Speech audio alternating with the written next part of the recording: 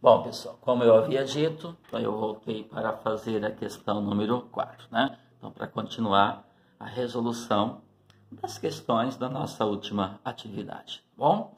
Atividade número 3 do segundo bimestre. Essa atividade, pessoal, essa questão diz o seguinte: qual dos números apresentados nas alternativas está mais próximo de 11 terços? Então, aquilo que eu já coloquei na aula anterior. Qual que é a ideia? Primeiro, pega 11 terços, escreve na forma decimal. Aí você vai lá na reta, tá? Enumera ela, aí você vai ter uma noção de quais desses números que apareceram nas alternativas estão mais próximos dele. Então, o que você faz? Se você representar na reta, você vê qual é o ponto do número que está próximo daquele que é 11 terços. Bom, vamos ver como que fica isso então. Ó, de novo, tá, pessoal? Por isso eu vou fazer um desenho, eu vou fazer uma figura ilustrando isto para facilitar a compreensão. Ok? Precisa? Não, não precisa. Mas nesse momento, como eu tenho que mostrar para vocês, é interessante fazer. Primeiro, pessoal, vamos lá. Vou fazer aqui a reta de novo, ó, não pode ter preguiça. Tá? Então é um desenho, pronto, ok? Bom, lembra sempre, pessoal, para eu representar na reta os números, eu tenho que ter meu ponto de referência, que é o zero. É um excelente parâmetro. Outros parâmetros interessantes são os números inteiros, ok? Então, 1, 2, 3, 4, 5, 6, tá? 1, 2, 3, 4, 5. Aí você coloca até onde você quiser. Deixa eu tirar essa reticência daqui, que a gente vai precisar visualizar o 6 também. Pronto, tá bom. Ok? Inclusive mais, né? Deixa eu colocar aqui um pouquinho mais. Perceberam, pessoal? Como é uma representação, você está colocando no desenho aquilo que está na sua imaginação, para facilitar, ok? Muito bem. O que é 11 terços? Você vai pegar o 11 e vai dividir por 3. Deixa eu fazer aqui, ó, 11 dividido por 3. Tá? 11 dividido por 3 vai dar 3, porque 3 vezes 3 é 9, sobra quanto? 2. Continuando a divisão, coloca um 0, consequentemente uma vírgula. Vai dar o quê? 6. 6 vezes 3, 18. Subtraindo, sobra quanto? 2. Bom, se sobrou 2 aqui, tinha sobrado 2 no processo, na etapa anterior, é porque sempre vai sobrar 2, tá? Aí você coloca um 0 e continua. Vai dar o quê? 6. 6 vezes 3, 18. Sobrou quanto? 2. Precisa continuar? Não. Por quê? Porque eu sei que sempre vai ser 6, 6, 6, 6, 6. Tá? É uma dízima. Ok? Então, 11 terços é a forma de fração de qual dízima? Isso aqui é igual a 3,666, reticência, que eu posso abreviar, escrever 3,6 com a barrinha em cima. Ok? Então, onde está esse número? Então, se eu colocar ele na reta, fica fácil depois para descobrir quem que está próximo dele. O mais próximo dele, ok? 11 terços, 3,666 só. O que é? 3,6. Passou de 3,5? Passou, né, pessoal? 3,5 aqui seria 5. Chegou no 3,7? Não, não chegou no 3,7. Ah, 3,6. Mas parou no 3,6? Não, ó. É como se fosse um ponto que tivesse andado um pouquinho mais. Ele caminhou mais à direita, porque é 3,66. O que é 66? 6 décimos e 6 centésimos. Então, esse número tem 6 centésimos a mais do que 3,6. Ou seja, vamos lá, você é meio confuso. Onde que está esse número aqui, mais ou menos? 3 não está aqui? 4 não está aqui? 3,5 não estaria aqui? Então, ele está um pouquinho depois do 3,5, pessoal, tá? Chega no 3,7? Não. Então, 3,5, 3,5, 3,6, 3,7. Então, mais ou menos aqui. É só mais ou menos, pessoal. Você não consegue achar um lugar exato para ele. Tá bom? Então, aqui fica o meu número 11 terços. Tá bom? Tranquilo? Deixa eu colocar ele aqui. Deixa eu até marcar ele aqui de caneta. Não vai aparecer. Isto. Tá, agora eu quero saber, desses que aparecem nas alternativas, qual que está mais próximo dele? Bom, uma ideia é você pegar eles e colocando na reta também. E aí você vai ver qual que está mais próximo. Tem lógica? Sim. 3. Onde que está o 3? 3 está aqui. Então, está o 3. Ó. Já tinha colocado aqui, ok. Será que alguns dos outros, né? Ou existe um outro que está mais próximo desse ponto do que esse daqui? Não sei, vamos ver. Se não existir, então quem está mais próximo é o 3. 6 décimos, pessoal. 6 décimos é 0,6, pessoal. Ah, 6 décimos. Coloca na forma decimal, fica mais fácil para entender. Você pegar 6 e dividir por 10, não chega a dar 1. Por quê? Porque o numerador é menor que o denominador.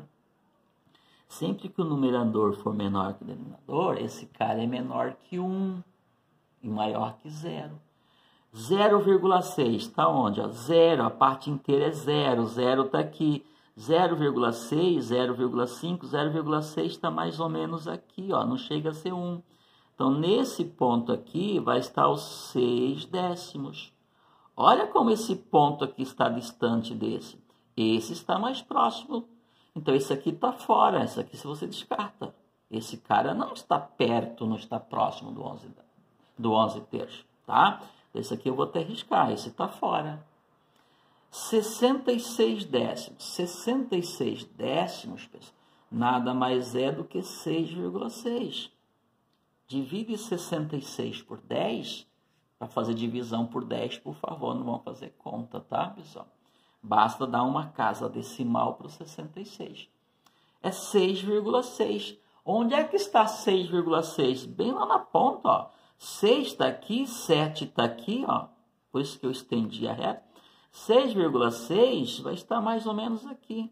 Então, aqui está o número 66 décimos. Olha como ele está distante do 11 terços. Está bem mais longe do que o 3. Então, até esse momento, quem que está ganhando? O 3. Então, esse aqui está fora. 33 décimos. 33 décimos, pessoal. Deixa eu colocar aqui. 33 décimos, a mesma coisa que eu fiz com 66. 33 décimos é 3,3. Forma decimal. Dividir por 10. Onde é que está 3,3? Opa, agora sim, vamos lá. Ó, 3, 3,5, 3,3 está antes do 3,5. Ó, 3, 3,1, 3,2, 3,3, mais ou menos aqui. 3,4, 3,5, 3,6, que é o 11 terços. Então, mais ou menos aqui vai estar o nosso 33 décimos. Entenderam? Como é que você localiza os décimos? Divide a parte inteira em 10 partes e cada partezinha dessa é um décimo. 3, 3,1, 3,2, 3,3, 3,4, 3,5, 3,6, 3,7, 3,8, 3,9... 3,10. Não tem 3,10, né, pessoal? 3,10 seria 4. Seria não, é 4. Tudo bem? Então, olha só. Então, o 3 perdeu. Quem está mais próximo do 11 terços agora? O 33 décimos, que é 3,3. 3,3, tá? 3 está aqui. 3,3, ele caminhou sentido 3,5. Tudo bem? Tá? Então, esse cara aqui já perdeu também. Então, até aqui, quem está ganhando é esse daqui. Agora, presta atenção no outro. Agora é a complicação aqui, ó. 36 décimos. 36 décimos é 3,6.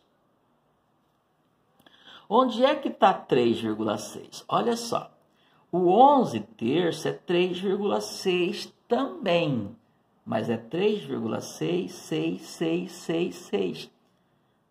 Então, ele passou um pouquinho do 3,6. Esse cara aqui está entre 3,6 e 3,7. Ele fica aqui no meio, tá? Esse carinha aqui, ó, 3,6 com tracinho em cima, ele é maior que 3,6, porém menor que 3,7. Por quê? Porque não é exatamente 3,6. Tem mais, ele andou um pouquinho, 3,6666. Ok? Entenderam? Então, 3,666 está aqui. O 3,6 ele está um pouquinho antes. Ó. Aqui não é 3,3, 3,4, 3,5, 3,6. Então, encostadinho no 11 terço, aqui vai estar quem?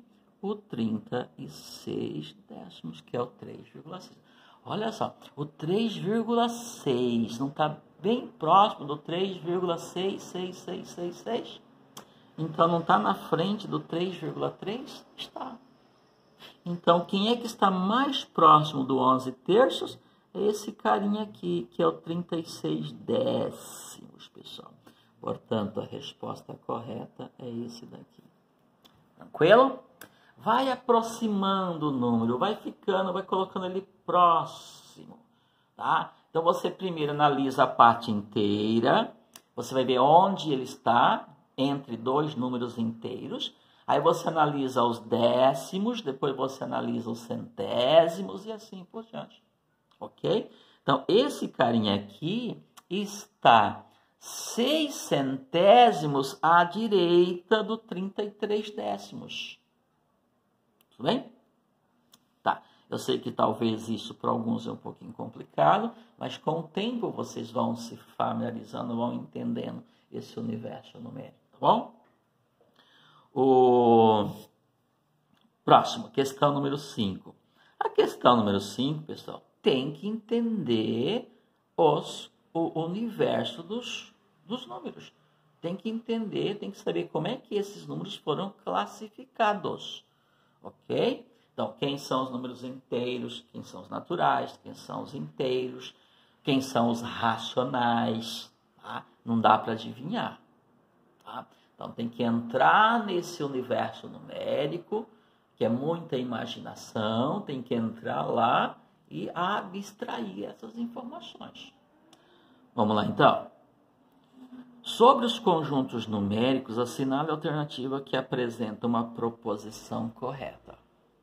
Proposição, pessoal, é uma sentença que pode ser verdadeira ou falsa. Ok? Eu quero a proposição correta. Aquela sentença que é verdadeira, tem uma relação correta. 0 não pertence ao conjunto dos números racionais, que é conjunto dos números racionais. Gente, o 0 só não está no conjunto quando tem asterisco. O 0 está em todas, tanto é que toda vez que eu fiz a reta aqui, representei os conjuntos na reta, eu comecei pelo 0. Olha uma questão de lógica. Então, óbvio que isto é falso. Por quê? Porque o 0 pertence ao conjunto dos números racionais. O 0 está em todas. E aqui diz que não pertence. Então, isto é falso. Estou colocando aqui na frente, depois a gente assinala a alternativa correta. Tá? Se tivesse escrito assim, 0 não pertence ao que com asterisco. Aí sim seria verdadeiro. O símbolo, a notação que exclui, que tira o 0, é o asterisco. Não pertence, pertence ou não pertence. É um símbolo que é utilizado para dizer se o elemento está ou não está no conjunto. Se ele tem a propriedade ou não. Então, 0 é um número racional? Claro que ele é um número racional. Portanto, ele pertence. Então, isso aqui é falso. Só que para você chegar nesta questão óbvia, quando eu falo assim, claro que ele é, pessoal, a coisa só se torna clara para mim quando eu o conheço. Enquanto eu não conhecer, não fica claro. E o que eu faço para conhecer as coisas? Estudando as suas características, as suas propriedades. O que é que faz o cara ser aquilo? Então tem que ter muito estudo, tá bom?